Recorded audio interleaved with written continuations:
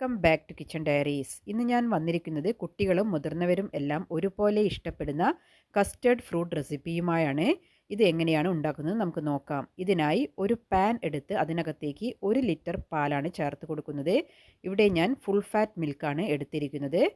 പിന്നീട് ഇതിൽ നിന്നും 1/2 കപ്പ് അളവിൽ പാൽ ഞാൻ ഒരു ചെറിയ ബൗളിനകത്തേക്ക് ചേർത്ത് കൊടുക്കുന്നുണ്ട്. ചെറിയ ബൗളിനകത്ത് പാൽ നമ്മൾ എടുത്തിരിക്കുന്നത് കസ്റ്റേർഡ് പൗഡർ മിക്സ് ചെയ്യാൻ വേണ്ടിയാണ്.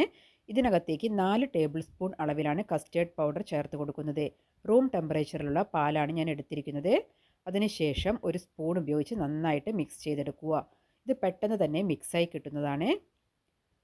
അപ്പോൾ നമ്മൾ ചൂടുള്ള പാലിലേക്ക് ഡയറക്റ്റായിട്ട് കസ്റ്റേർഡ് പൗഡർ ആഡ് ചെയ്ത് കൊടുക്കാതിരിക്കുക. കാരണം അത് പെട്ടെന്ന് കട്ട കെട്ടിപ്പോവാൻ ഇടവരും. അതുകൊണ്ട് ഈ രീതിയിലൊന്ന് ചെയ്തെടുത്തതിന് ശേഷം മാത്രമേ നമ്മൾ തിളച്ച പാലിലേക്ക് ഇത് ചേർത്ത് കൊടുക്കാവൂ. അപ്പോൾ നന്നായി മിക്സ് ചെയ്തതിന് ശേഷം ഞാനിവിടെ സൈഡിലേക്ക് മാറ്റി വെക്കുന്നുണ്ട്. അതിനുശേഷം പാൻ ഞാനിവിടെ അടുപ്പിലേക്ക് മാറ്റിയിട്ടുണ്ട്. മീഡിയം ഫ്ലെയിമിൽ വെച്ച് ഞാനിവിടെ പാൽ ചൂടാക്കിയെടുക്കുന്നുണ്ട്. അപ്പോൾ ഇത് ഇടയ്ക്കിടയ്ക്ക് ഇങ്ങനെ ഇളക്കി കൊടുക്കുക. ഇത് നന്നായി ചൂടാവുന്ന സമയത്താണ് ഞാൻ ഇതിനകത്തേക്ക് പഞ്ചസാര ചേർത്ത് കൊടുക്കുന്നത്. ഞാനിവിടെ എടുത്തിരിക്കുന്നത് 1 ലിറ്റർ പാൽ ആയതുകൊണ്ടാണ് ഇതിനകത്തേക്ക് 4 ടേബിൾ സ്പൂൺ അളവിൽ കസ്റ്റേർഡ് പൗഡർ ചേർത്തിരിക്കുന്നത്. നിങ്ങൾ എടുക്കുന്നത് 500 ml മിൽക്കാണെങ്കിൽ 2 table spoon custard powder ചേർക്കേണ്ട ആവശ്യമേ ഉള്ളൂ. ഒരു ഗ്ലാസ്സിന് 1 ടേബിൾ സ്പൂൺ എന്ന അളവിൽ കസ്റ്റേർഡ് പൗഡർ ചേർത്ത് കൊടുത്താൽ മതി.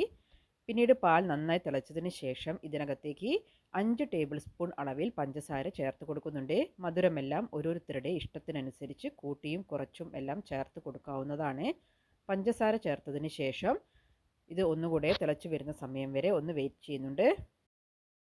പിന്നീട് നമ്മൾ നേരത്തെ എടുത്തു വെച്ചിരിക്കുന്ന കസ്റ്റാർഡ് മിക്സ് ഇതിനകത്തേക്ക് ചേർത്ത് കൊടുക്കണം.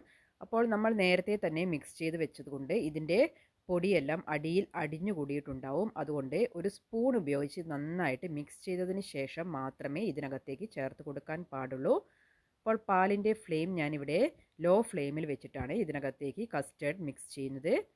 അപ്പോൾ കസ്റ്റേർഡ് മിക്സ് ഇതിനകത്ത് കുറേശ്ശെയായി ഒഴിച്ച് അതിനനുസരിച്ച് ഇളക്കി കൊടുത്തുകൊണ്ടിരിക്കുക. അപ്പോൾ കസ്റ്റേർഡ് മിക്സ് മുഴുവനായും ഞാൻ ഇതിനകത്തേക്ക് ചേർത്ത് നന്നായിട്ട് മിക്സ് ചെയ്തെടുക്കുന്നുണ്ട്. അപ്പോൾ നിങ്ങൾ പ്രത്യേകം ശ്രദ്ധിക്കേണ്ട കാര്യം, തീ ഒരു മീഡിയം ടു ലോ ഫ്ലെയിമിൽ വെച്ച് വേണം ഈ സമയത്ത് നമ്മൾ പാൽ ഇളക്കിയെടുക്കാൻ.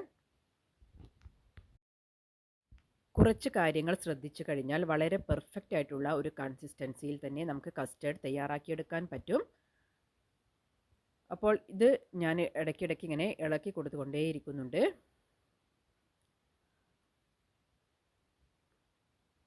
അപ്പോൾ ഇത് ചെറുതായി ഒന്ന് കുറുകി വന്നിട്ടുണ്ട്. ഈ ഒരു കൺസിസ്റ്റൻസി ആവുന്ന സമയത്ത് ഞാനിവിടെ ഫ്ലെയിം ഓഫ് ചെയ്ത് വെച്ചിട്ടുണ്ട്.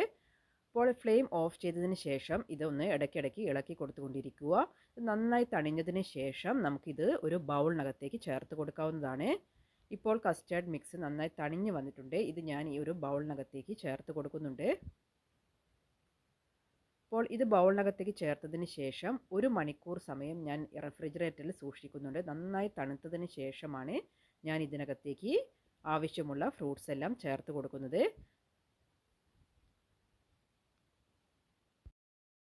1 മണിക്കൂറിന് ശേഷം കസ്റ്റേർഡ് മിക്സ് നന്നായി തണുത്തതിന് ശേഷം ഞാൻ ഇതിനകത്തേക്ക് ഫ്രൂട്ട്സ് ചേർത്ത് കൊടുക്കുന്നുണ്ട്. ചെറിയ ഒരു ആപ്പിൾ ചെറുതായി കട്ട് ചെയ്തതും പിന്നീട് നേന്ത്രപ്പഴത്തിൻ്റെ 1/4 ഭാഗം കട്ട് ചെയ്തതും ചെറുതാക്കി കട്ട് ചെയ്തതും ചേർത്തിട്ടുണ്ട്. പിന്നീട് ഇതിലേക്ക് ഞാൻ ഒരു മാങ്ങയുടെ പകുതി കട്ട് ചെയ്തതും പിന്നീട് കുറച്ച് ഗ്രീൻ ഗ്രേപ്സും പിന്നെ കുറച്ച് ബ്ലാക്ക് ഗ്രേപ്സും പിന്നെ കുറച്ച് പൊമഗ്രനേറ്റും ചേർത്ത് കൊടുക്കുന്നുണ്ട്. അപ്പോൾ നിങ്ങൾക്ക് ഇഷ്ടമുള്ള ഫ്രൂട്ട്സ് എല്ലാം ഇതിനകത്തേക്ക് ചേർത്ത് കൊടുക്കാവുന്നതാണ്. അധികം പുളിയുള്ള ഫ്രൂട്ട്സ് ഇതിനായി ഉപയോഗിക്കാതിരിക്കുക.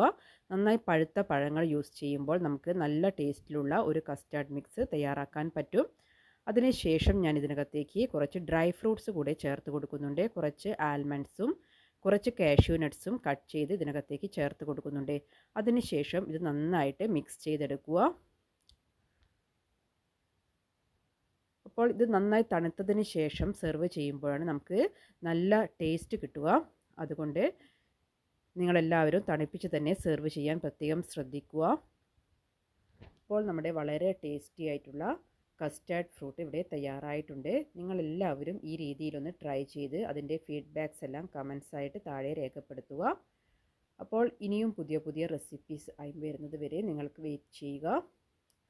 അപ്പോൾ ഞാൻ അപ്ലോഡ് ചെയ്യുന്ന വീഡിയോയുടെ നോട്ടിഫിക്കേഷൻ നിങ്ങൾക്ക് ലഭിക്കണമെങ്കിൽ ആ സബ്സ്ക്രൈബ് ബട്ടണിനടുത്തുള്ള ആ നോട്ടിഫിക്കേഷൻ ബെൽ ബട്ടൺ കൂടെ എനേബിൾ ചെയ്ത് വെക്കുക. Thank you for watching.